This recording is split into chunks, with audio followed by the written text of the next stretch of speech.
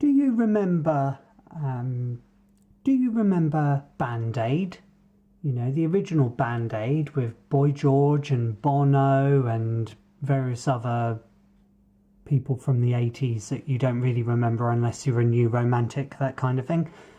Well, of course, that's not very rock and roll. So a year later, if I recall correctly, 1985 anyway, the rock and roll community decided to do stars, known as, well, as a collective called Hearing Aid.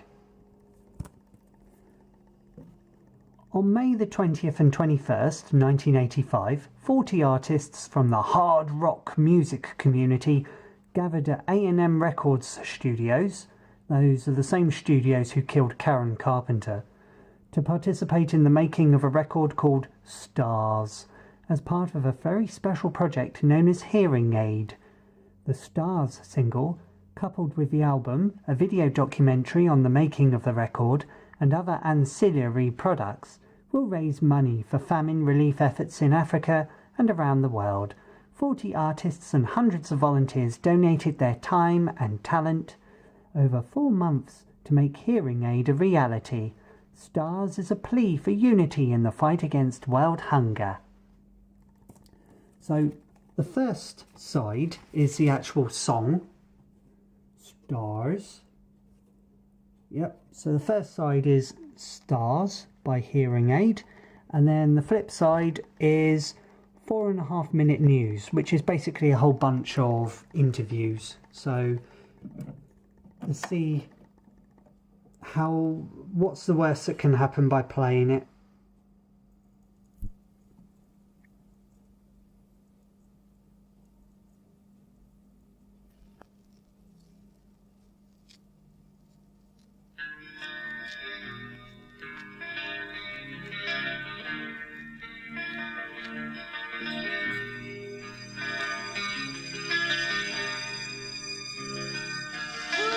For the children,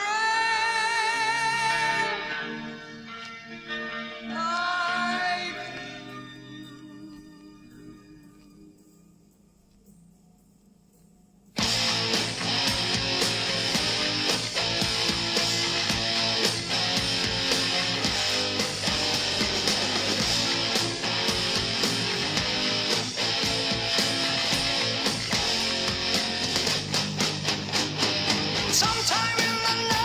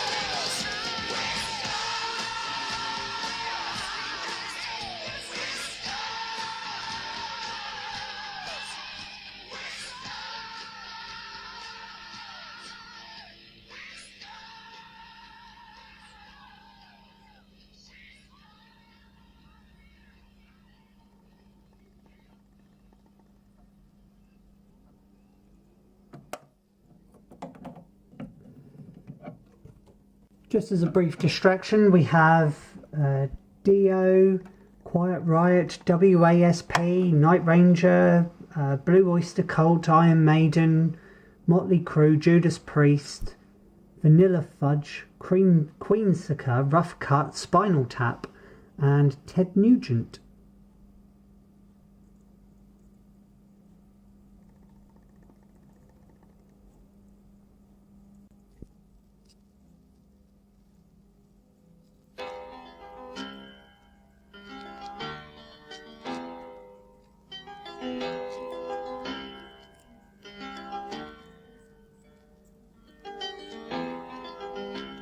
Gayle Murphy from Rock Network affiliate KLOS in Los Angeles, reporting on the latest aid to famine relief.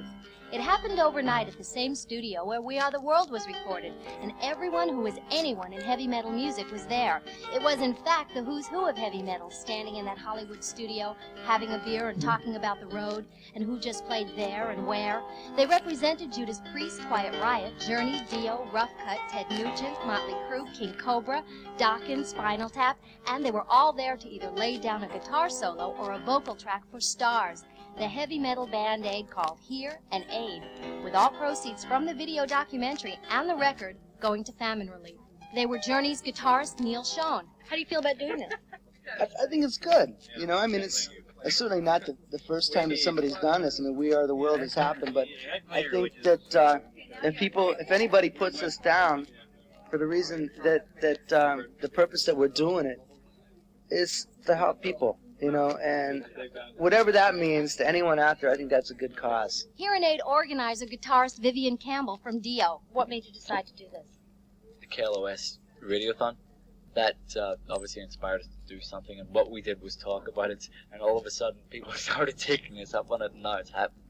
So it's obviously once you're committed to doing it, you got to make sure it's done right. Dio's Claude Schnell and Frankie Benelli and Kevin Dubrow of Quiet Riot. Isn't that interesting? All this will go to people who probably never have and probably never will listen to your music. Yeah, that's a real kind of ironic point, but at the same time, it's sometimes the best sacrifices are the ones that are made anonymously. Because a lot of people are saying, oh no, here comes another one of those, benefits for Ethiopia. But the thing is, no matter what anybody says, the point is to raise money to feed the hungry over there. Whether they're ever going to be aware of who the individuals that did it, that's really besides the point. They're just hungry. Exactly. It's one of the rare opportunities, again, that you get an opportunity to give something back. I mean, as well as being a great thing to be able to sing on something with all these people, but the main thing is, as Frankie said, was that you get to, do something for somebody. And you can only do it if you do it with everybody doing it together. Drummer David Alford from Rough Cut. You've got to do something to save these kids over there. I mean, in our business, you come home late at night, you turn on the tube, and you see this kid that's shrunk up to nothing, and it bums me out heavily. It bums everyone here out heavily. I would do anything to try to reverse that. Motley Crue's Vince Neil puts himself in the picture. Well, I still party and I still have a good time. I still am Vince from Motley Crue, but I still am a human too and want to help, whenever I can and whoever I can. Like the thing that happened to me, I don't want to see it happen to anybody else.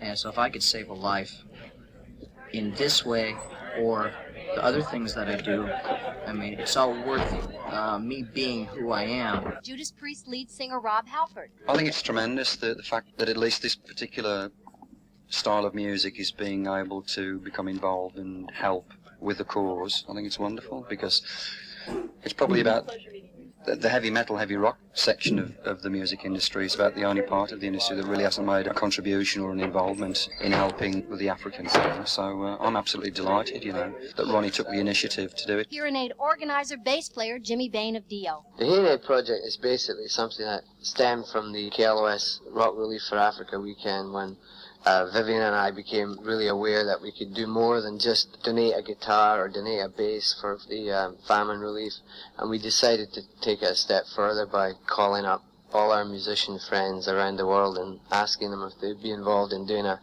heavy metal record for basically the same cause. we've already videoed the backing track being recorded as such. We're planning on videoing in America all the sessions. We're videoing everything that we do as far as this project goes. Gayle Murphy, the 4.5-minute news, Los Angeles. Do you think that people will think that heavy metal will get wimpy as a result of doing something like this? I don't think so, no. The bottom line with me is I don't give a damn what people think about this as long as we raise a lot of money and save a lot of lives.